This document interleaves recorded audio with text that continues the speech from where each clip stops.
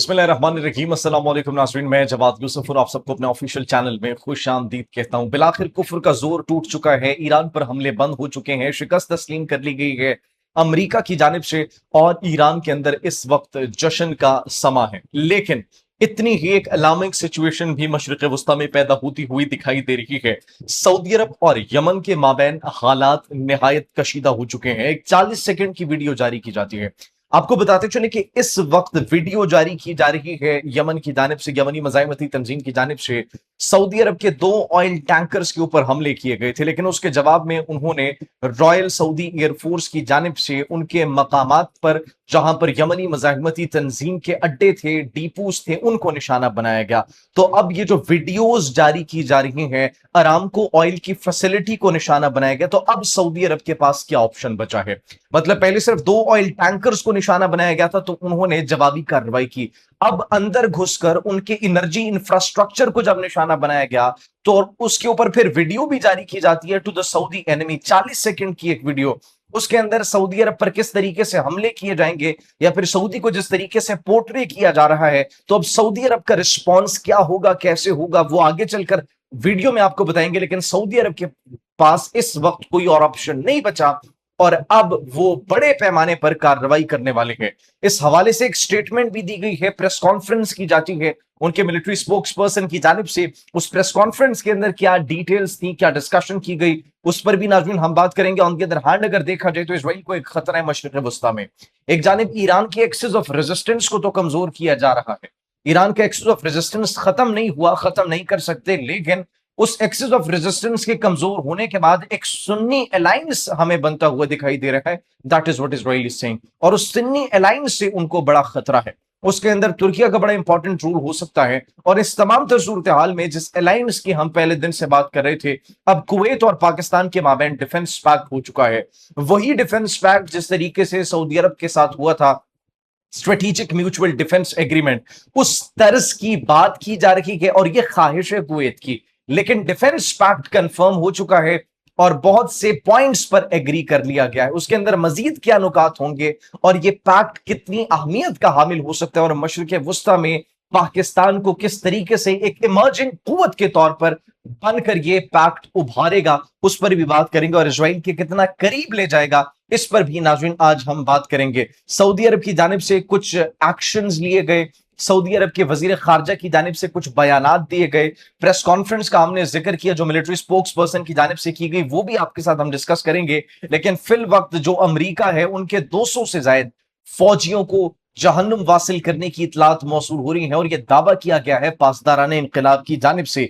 20 basis को निशाना बनाया गया, 10 से ज्यादा जहाजों को निशाना बनाया गया और अब ईरान पर हमले रुक गए हैं। लेकिन ईरान की जानिब से वार्निंग जारी की गई है अमेरिका को, और वो वार्निंग ये है कि अगर अब हमले दोबारा शुरू किए गए तो जंग का दायरा कार मजीद फैल जाएगा। इन तमाम तर जो डेवलपमेंट्स हैं, इन तमाम तर डेवलपमेंट्स पर आज की इस वीडियो में हम बात करेंगे। सबसे पहले नाज़रीन बताते हैं कि जो प्रेस कॉन्फ्रेंस की गई सऊदी अरब के कुछ मिलिट्री स्पोक्स पर्सन की जानिब से, मेजर जनरल तुर्की बिन साले अल मालिकी, उनकी जानिब से एक बयान दिया कि उन्होंने कहा कि हम सऊदीज हैं, हम अरब के लोग हैं, हम आसानी से अपना टेम्पर लूज नहीं करते, हमें आसानी से गुस्सा नहीं आता, लेकिन जब हम अपना टेम्परामेंट लूज कर देते हैं, जब हमारे सब्र का पैमाना लबरेज हो जाता है, तो फिर हम ऐसा वार करते हैं कि वो कभी भी भुलाया नहीं जा सकता। और यही हाल अनकरीब यमनी मज़ाहमती तंजीम का होने वाला है। The question is Y.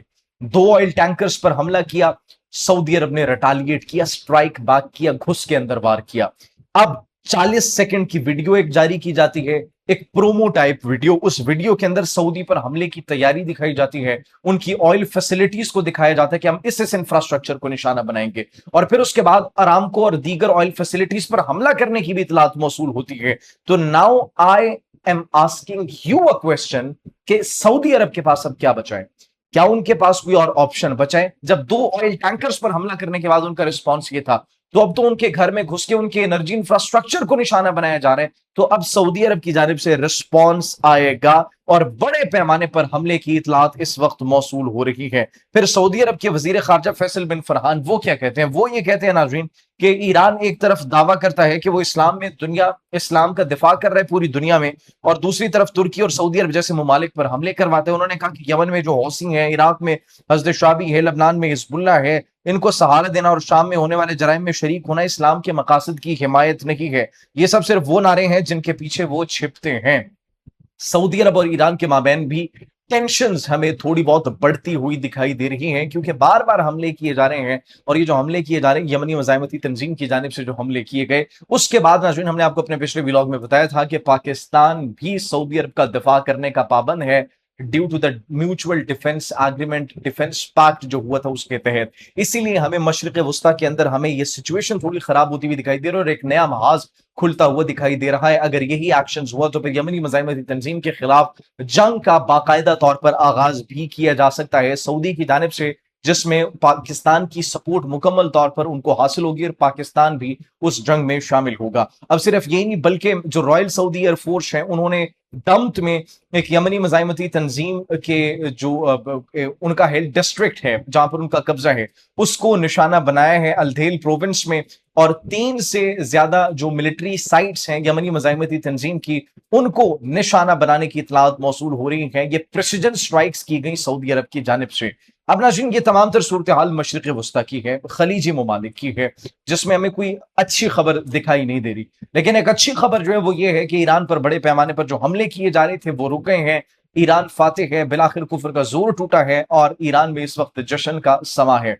20 से जायद बेसिस को, 11 से जायद जहाजों को और इसके साथ साथ 200 के करीब जो अमरीकी फौजी हैं उनको हलाक करने की इतलात मौसूल हो रही हैं। और ये मुबैना तौर पर इतलात मौसूल हो रही है और पासदारान इन्क़िलाब की जानिब से दावा भी किया गया कि उनकी कार्रवाइयों में 200 से ज्यादा अमरीकी फौजी जो हैं वो हलाक हुए, जबकि बड़ी तादाद में अहलकार जख्मी भी हुए हैं। और यह नाज़रीन पासदारान इन्क़िलाब के तर्जुमान जनरल हुसैन मुहिब्बी ने अमरीकी हलाकतों का जिक्र किया है, ये उनकी जानिब से स्टेटमेंट्स दी गई हैं।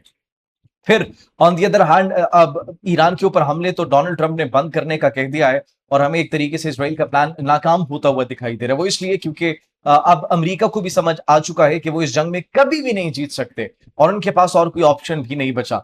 लेकिन वहीं पर ईरान की जानिब से एक नई वार्निंग भी जारी की जाती है अमेरिका को और यह कहा जाता है कि अगर हमले दोबारा शुरू हुए तो जंग मजीद फैल जाएगी। जंग मजीद फैलने से क्या मुराद है?